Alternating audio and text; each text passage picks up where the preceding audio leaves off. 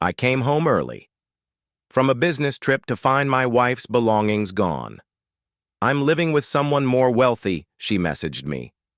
I didn't reply. Just contacted my lawyer.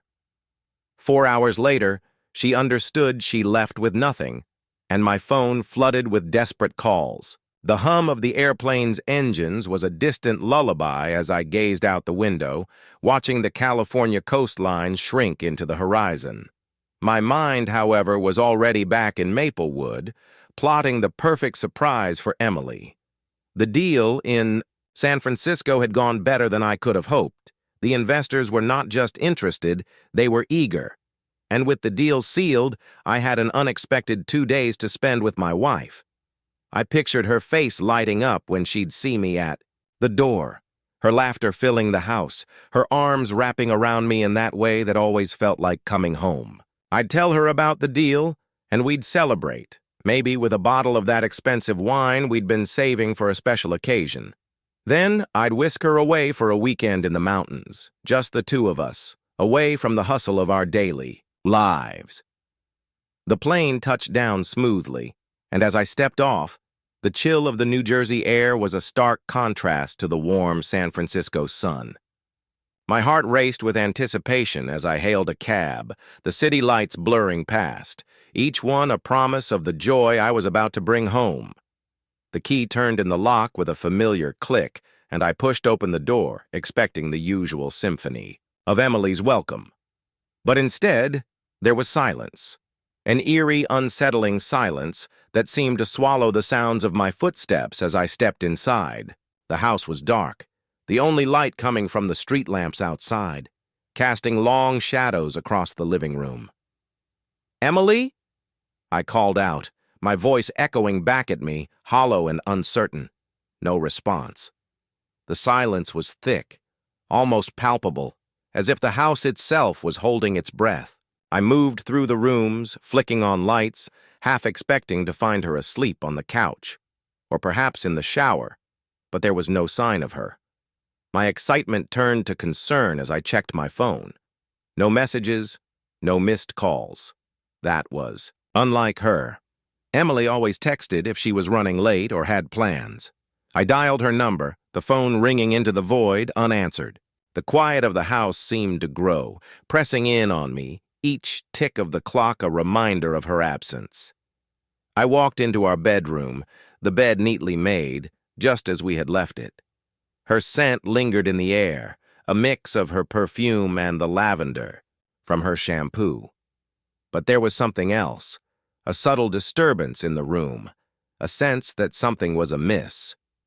The closet door was slightly ajar, and as I approached, I noticed a few of her clothes missing. Not just any clothes, but her favorite dress, the one she wore on special occasions, and her overnight bag was gone from its usual spot.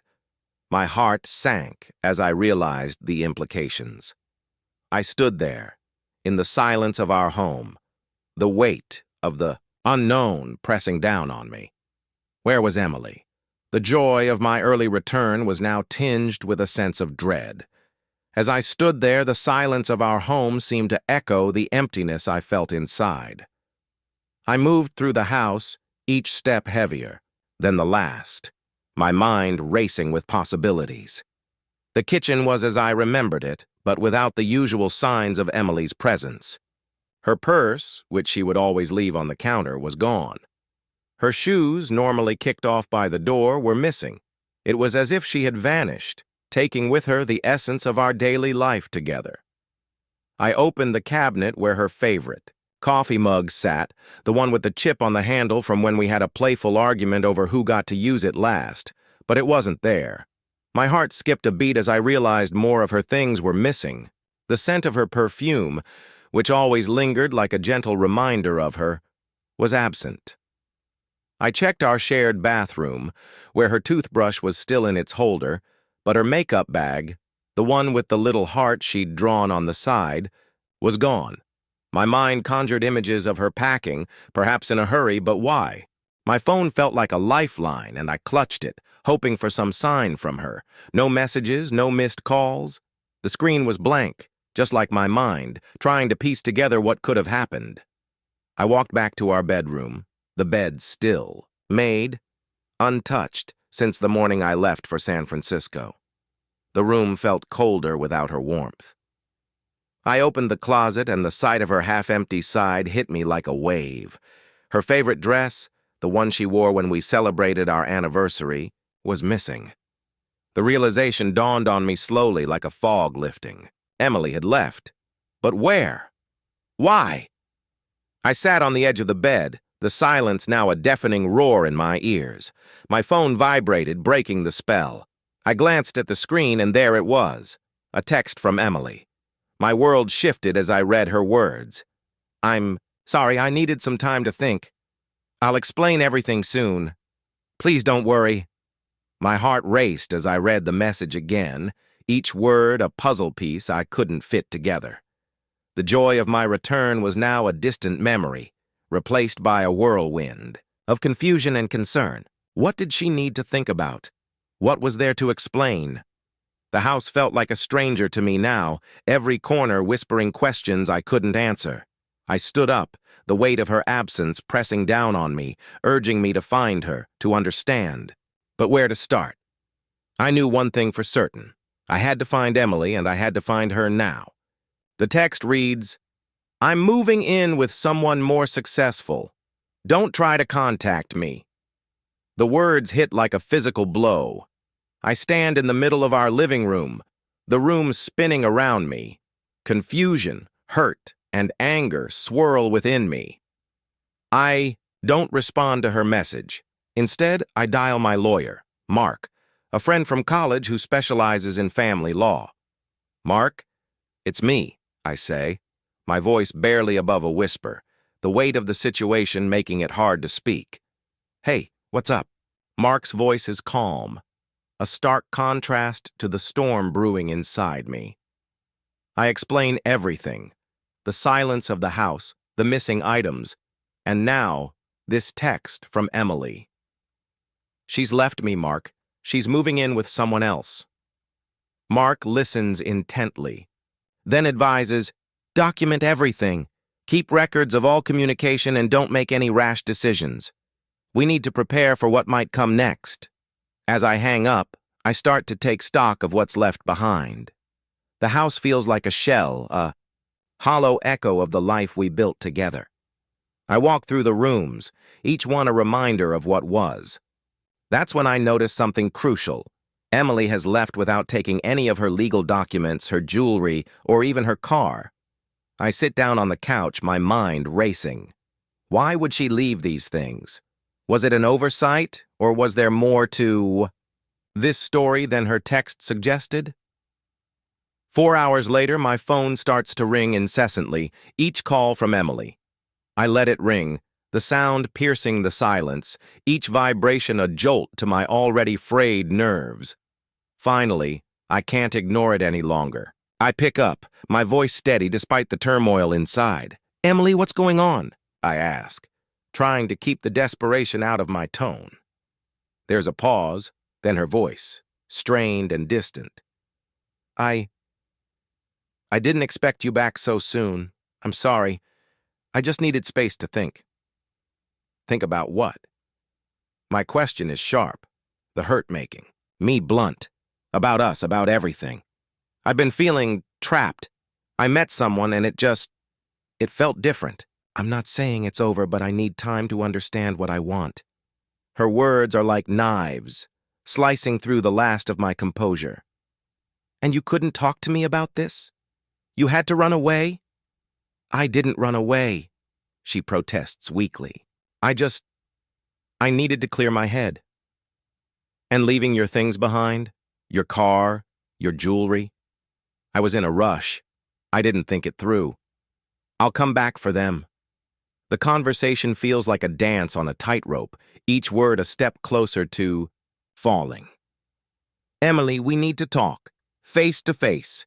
Please, come home." There's another pause, longer this time. "I'll think about it, but please give me some time." The call ends, leaving me with a mix of relief and dread. She's not gone for good, but the uncertainty gnaws at me. I sit back, the room feeling even, more empty now. I start to document everything as Mark suggested, taking pictures, noting down the missing items, and replaying our conversation in my head. The silence of the house is oppressive, each tick of the clock a reminder of the time, slipping away, of the life we had that now hangs in the balance. I realize then, sitting alone in our living room, that this is just the beginning of what could be a long and painful journey. But I'm not ready to give up.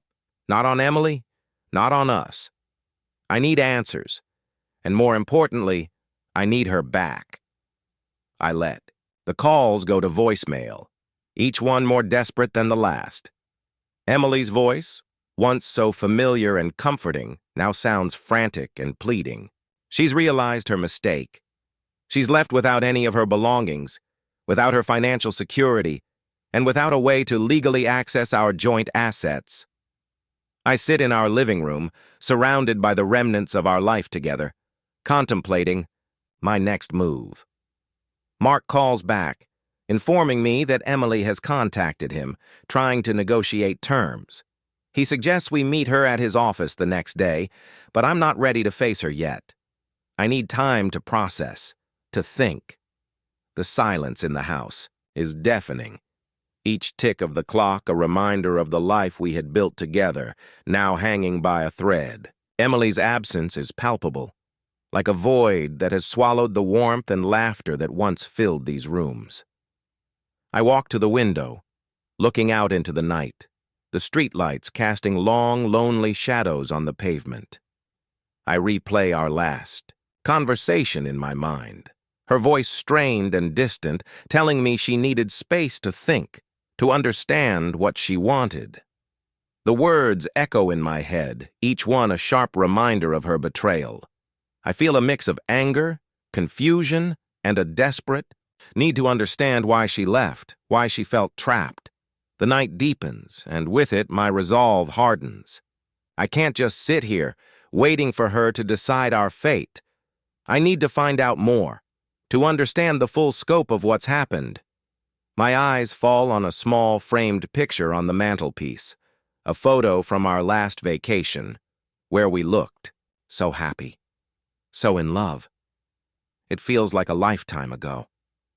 I decide then, as the darkness outside grows thicker, that I need to visit the one place where I might find some answers. It's a place we used to go when we needed to escape, to reconnect. A secluded cabin in the mountains, a sanctuary from our everyday lives. If Emily's looking for clarity, maybe she's gone there. With a heavy heart, I grab my keys, the cold metal feeling like a lifeline in my hand. I lock the door behind me, the sound echoing in the emptiness of our home. The drive is long, the road winding through the dark, forested paths that lead to the cabin. Each mile feels like a step closer to some semblance of truth. The cabin comes into view, its windows dark, no sign of life. I park the car, the gravel crunching under the tires, and step out into the chilly night air.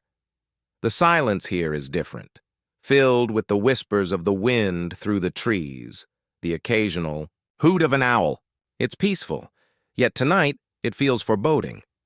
I approach the cabin, my heart pounding in my chest. The door is locked, but I have the key. Inside, it's just as we left it, dusty, with a layer of neglect over everything. No signs of Emily, no recent disturbance.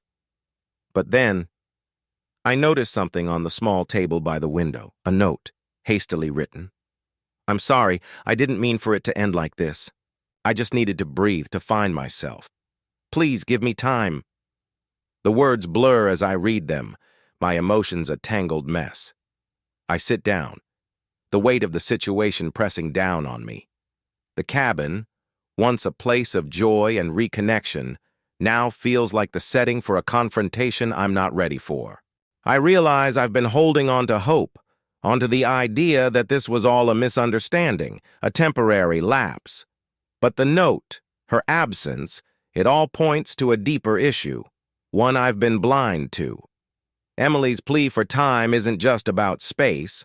It's about reevaluating everything we've built.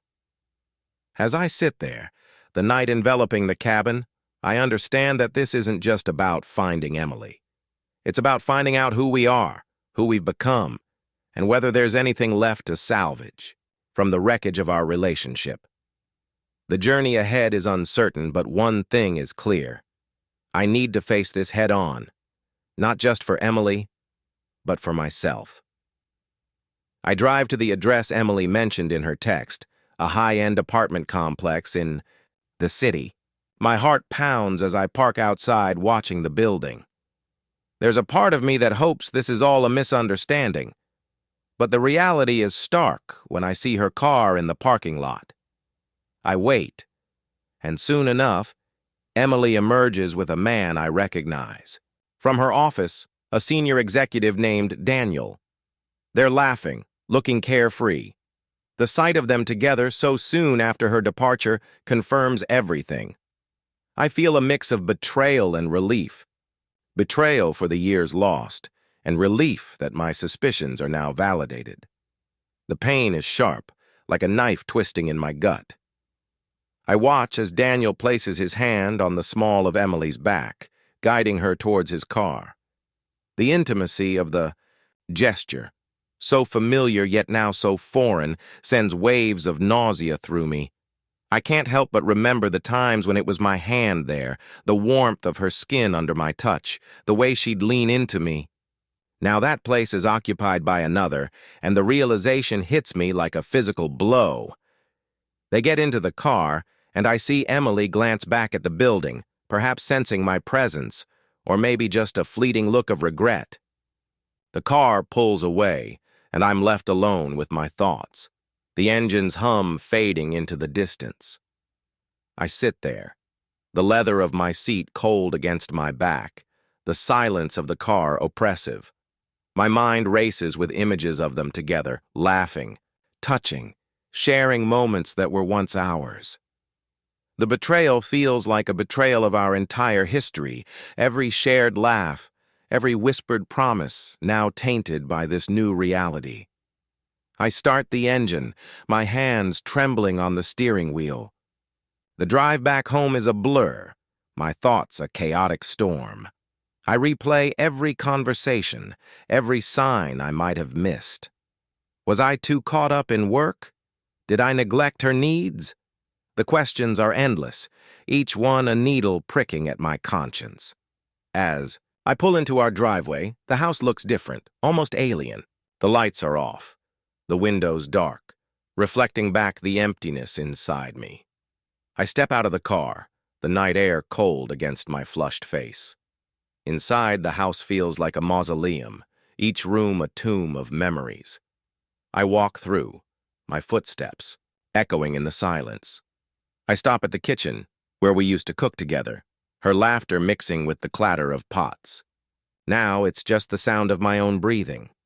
I sit at the kitchen table, the same one where we had countless dinners, where we planned our future. My phone buzzes, breaking the silence. It's a message from Emily. I'm sorry you had to find out. This way.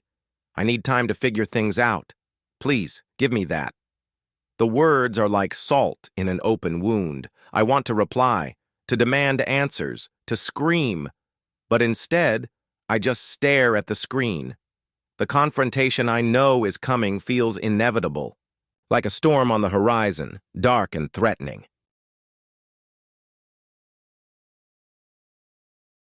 I stand up, the chair scraping against the floor, the sound jarring in the quiet. I need to prepare for what's next, for the conversation that will either mend or break what's left of us.